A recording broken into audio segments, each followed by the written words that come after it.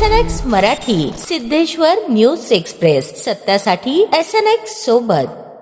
सोलापुरातील बिडकर बांधवांच्या कौशल्याचा उपयोग त्यांच्या अर्थार्जनासाठी व्हावा आणि सोलापूरची उत्पादने राज्यभर तसेच देशभरात विकली जावीत यासाठी सोलापूरच्या हातमाग उत्पादनांना बाजारपेठ मिळवून देण्याकरता प्रयत्न करू असे आश्वासन आमदार देवेंद्र कोठे यांनी दिले. भारत सरकारच्या वस्त्र मंत्रालयातर्फे विणकर सेवा केंद्राच्या वतीने शुक्रवारी 12 वाजता राष्ट्रीय हातमाग दिन साजरा करण्यात आला. रामचंद्र बुर्ला मंगल कार्यालयात झालेल्या या कार्यक्रमाप्रसंगी व्यासपीठावर आमदार देवेंद्र कोठे, महापौर विनायक कोंढाल, वस्त्र विभागाचे क्षेत्रीय उपायुक्त गजानन वाडेकर, विनय धोटे, यंत्रमागधारक संघाचे अध्यक्ष पेंटप्पा गड्डम, कुरहीन शेट्टी ज्ञाती संस्थेचे उपाध्यक्ष ॲडव्होकेट सिद्धेश्वर बुगडे उपस्थित होते. आमदार देवेंद्र कोठे म्हणाले, 7 ऑगस्ट 1905 रोजी स्वदेशी चळवळ सुरू झाली. त्याची आठवण म्हणून पंतप्रधान नरेंद्र मोदी यांनी 12 वर्षांपूर्वी 7 ऑगस्टला राष्ट्रीय हातमाग दिन म्हणून साजरा करण्याचे आवाहन देशाला केले. त्याला देशभरात प्रचंड प्रतिसाद मिळाला.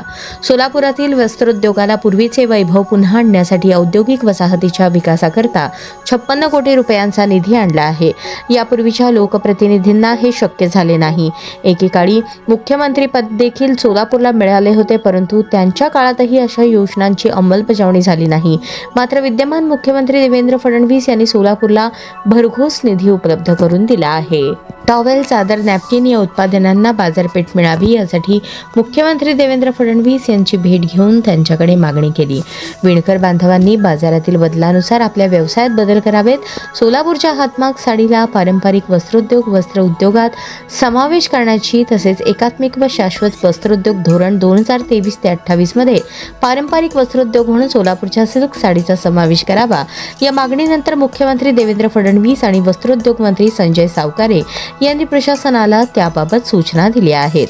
याशिवाय GI टॅग असलेल्या उत्पादनांच्या शासकीय खरेदीसाठी देखील मुख्यमंत्री देवेंद्र फडणवीस आणि उद्योग मंत्री संजय सावकारे यांना मागणीचे पत्र देण्यात आले आहे. एकात्मिक व शाश्वत वस्त्रोद्योग धोरण 2023 ते 28 या योजनेअंतर्गत सोलापूर सिल्क साडीला पारंपरिक वस्त्र म्हणून मान्यता मिळाली तर विणकर उद्योजकांना गणेशोत्सव भत्त्यासोबत इतर शासकीय योजनांचा लाभ मिळणार आहे.